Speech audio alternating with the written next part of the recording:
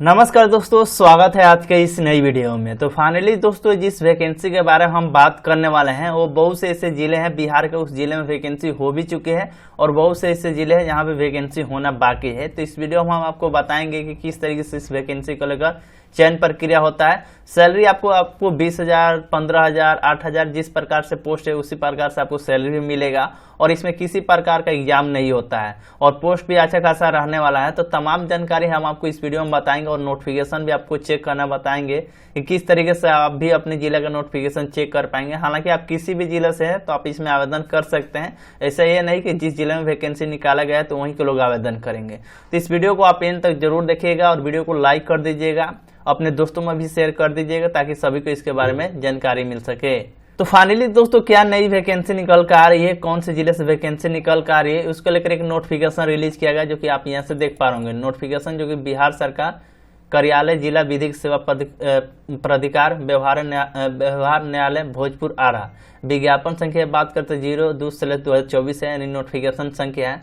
अब आइए इस वैकेंसी के बारे में डिटेल्स में समझते हैं कि किस तरीके से क्या इसमें रखा गया है। बताइए, माननीय बिहार राज्य के विधिक सेवा प्राधिकार पटना के पत्रांक संख्या 15/07 दिनांक 28/8/2024 के आलोक में legal and defence counselling system LADCS Bhojpur जिला विधिक सेवा प्राधिकार भोजपुर में संविदात्मक रूप से कार्यालय सहायक, लिपिक, रिसेप्शनिस्ट, डाटा एंट्री ऑपरेटर, कार्यालय अनुसेक यानी कि मुंशी, परिचारिक के पदों पर सीधी नियुक्ति के योग्य उम्मीदवारों से आवेदन आमंत्रित किए जाते हैं। दोस्तों, जो भी ये वैकेंसी जो हो रही है संविदा के आधार पर वैकेंसी हो रही है, जिसमें पोस्ट की बात करते कार्यालय सहायक का पोस्ट रहने वाला है, डाटा एंट्री ऑपरेटर का पोस्ट रहने वाला है, मुंशी का पोस्ट रहने वाला है, यानी किसी प्रकार इसमें पोस्ट रहने वाला है जो कि संविदा के आधार पर भर्ती होगी। इसी के रिगार्डिंग नोटिफिकेशन रिलीज किया गया।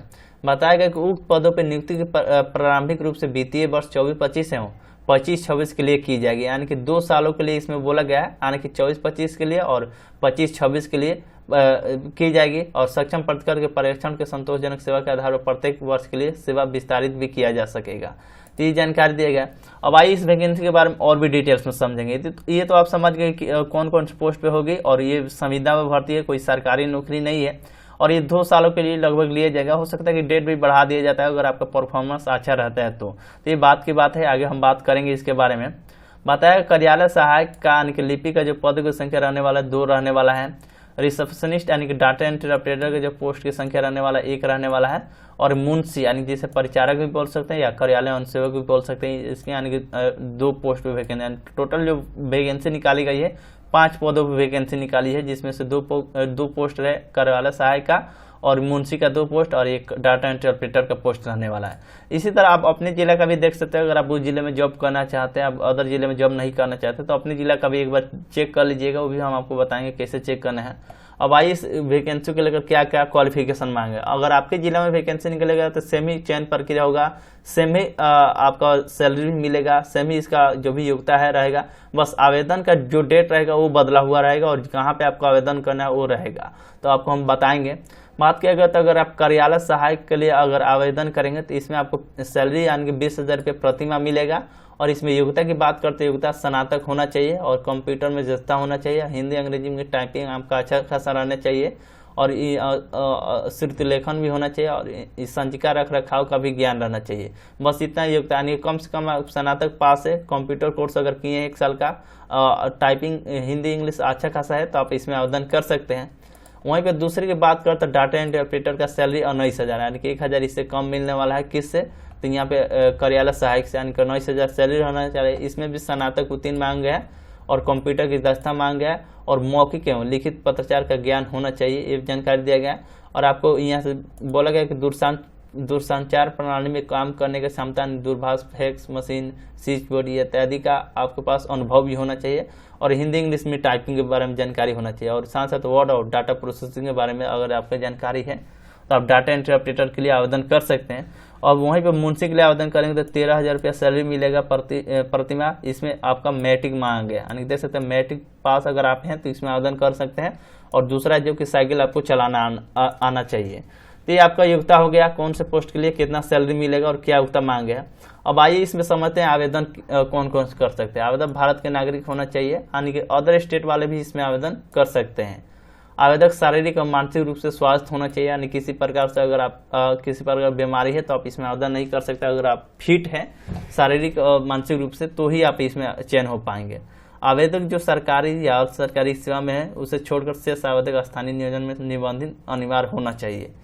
परीक्षा शुल्क किसी प्रकार के इसमें आपको पैसा नहीं देना है। और यहाँ पे बताया गया यदि किसी स्तर पर यह पाया जाता है कि आवेदक अपेक्षित योग्यता नहीं रखता है तो उसके विरुद्ध द्वारा जो भी आप सूचना देंगे, मान लीजिए कि आप आवेदन किए और जो भी गलत जो जानकारी देंगे आवेदन करते समय तो आपके ऊपर कार्रवाई भी होगी, अथवा अगर आप किसी प्रकार का जानकारी छिपाने की कोशिश करेंगे तो आपका आवेदन भी रद्द कर दिया जाएगा। तो ये जानकारी था, ये आप गलती ना करिएगा क्योंकि इसमें भी बहुत सारा आपको दंडनीय अपराध का भुगतना पड़ सकता है। बताया कि उपरोक्त सभी पद पर संविदा पर आधारित होगी, यानी कि जो भी पोस्ट होगी सभी पोस्ट संविदा के आधारित होगी तथा यह संविदा 1 वर्ष के लिए मान्य होगा। अभ्यर्थी को सरकारी सेवक के रूप में भविष्य में दावा नहीं कर सकता, यानी कि 1 वर्ष के लिए आपको चयन किया जाएगा, यहाँ पे साफ साफ बता दिएगा। और कोई भी आप सरकारी सेवक नहीं माने जाएंगे और आपको किसी प्रकार का यात्रा भत्ता नहीं मिलेगा, ये भी जानकारी दिया गया। उम्मीदवारों को बता दें कि भारत के नागरिक होना चाहिए और मानसिक और शारीरिक रूप से स्वस्थ होना चाहिए। नैतिक चरित्र अच्छा होना चाहिए, किसी आपराधिक आचरण वाले किसी मामले में वंचित या सजाए युक्त ना होना चाहिए, यानी किसी प्रकार से आपके ऊपर केस वगैरह ना होना चाहिए और आपके मानसिक और शारीरिक रूप से स्वस्थ होना चाहिए। ये कुछ जानकारी दिया गया। बताएगा विवाहित होने की स्थिति में उनका एक से अधिक जीवित पति पत्नी नहीं होना चाहिए, ये भी इसमें मेंशन किया गया, तो इस बातों को ध्यान रखिएगा। और बताया गया कि किस तरीके से आपको आवेदन करना है। तो अलग अलग और आप पोस्ट के लिए आवेदन करेंगे तो अलग अलग आपको आवेदन करना होगा और संयुक्त आवेदन स्वीकार नहीं होगा। आवेदक विहित पत्र आवेदन पूरी तरह से सही भरकर ही आपको और साथ साथ अपना सिग्नेचर फोटो आवेदन के साथ साथ चिपकाएं और आवेदन के साथ शैक्षणिक जो भी योग्यता इसमें मांगे है जिस भी पोस्ट के लिए उसका आपको जेरॉक्स कॉपी देना पड़ेगा। योग्यता यानी कि तकनीकी योग्यता के प्रमाण पत्र आपको देना पड़ेगा। जाति प्रमाण पत्र, चरित्र प्रमाण पत्र अथवा स्वयं पता लिखित हुआ लिफाफा के 40 रुपये के साथ आवेदन निबंधित डाक स्पीड के अथवा हाथों जिला नियोजनालय कृषि भवन आरा भोजपुर के पते पर भेज देना चाहिए। दोस्तों आपके जो जिले में वैकेंसी जो निकाली जाएगी वहाँ पे ये जो एड्रेस जो होगा आपके जिले का होगा। तो इस बात को जहाँ पे भी एड्रेस लिखा गया है तो आप खुद से भी जमा कर सकते हैं, नहीं तो स्पीड पोस्ट के माध्यम से भी भेज सकते हैं और 40 रुपये के आवेदन निबंधित आपको उसमें रखना होगा, देख सकते हैं। तथा स्वयं पत्र लिखा होना चाहिए और लिफाफे में 40 रुपये के साथ आपको देना पड़ेगा। तो जानकारी था। आवेदन जमा करने का जो तिथि रखा गया है 22/10/2024 संध्या 5 बजे तक ही रखा गया था। अगर आप यहाँ से आते हैं भोजपुर से आते हैं तो आप इस डेट को से पहले आप आवेदन जरूर कर लीजिएगा क्योंकि आखिरी डेट इसका 22/10 रखा गया है। अब दस्तावेज के बारे में यहाँ पे जानकारी दिया गया है कि कौन कौन से दस्तावेज लगेगा, तो दस्तावेज के बारे में हम आपको बता ही दिए। और अगर आप कंप्यूटर कोर्स किए हैं, डीसी या QIP भी किए हैं तो भी आप इसमें आवेदन कर सकते हैं। बाकी को जानकारी वही जाति प्रमाण पत्र, चरित्र प्रमाण पत्र, स्नातक अंक प्रमाण पत्र, मैट्रिक से अगर आप कर रहे हैं मुंशी के लिए तो मैट्रिक अंक प्रमाण पत्र आपको देना पड़ेगा। तो ये कुछ जानकारी था। चयन प्रक्रिया के बारे में बताई दी है किस तरीके से चयन प्रक्रिया होगा। अब इसमें आपको प्रतिशत के आधार पर आपको मार्क्स मिलेंगे। अगर आप चयन प्रक्रिया की बात करें तो विभिन्न पदों के लिए प्रकाशित रिक्तियों की अधिसूचना ऑफिस क्लर्क एवं रिसेप्शनिस्ट कम डाटा इंटरप्रेटर के पदों पर प्रथम स्तर पर जिला नियोजनालय भोजपुर आरा द्वारा अभ्यर्थी को जो होगा चयन उनके स्नातक में प्राप्त अंकों के आधार पर ऐच्छिक प्रमाण पत्र के आधार पर ही किया जाएगा। यानी कि आपका मार्क्स के आधार पर 2 पोस्ट के जो रखा गया है, पहला जो कि यहाँ पे ऑफिस क्लर्क के लिए और डाटा इंटरप्रेटर के लिए आपके मार्क्स के भी पे आपका चयन किया जाएगा। जिनका मार्क्स ज़्यादा रहेगा उनको आने के लिस्ट में नाम आएगा, जो कि देख सकते हैं स्नातक के प्राप्त अंकों के आधार पर किया जाएगा।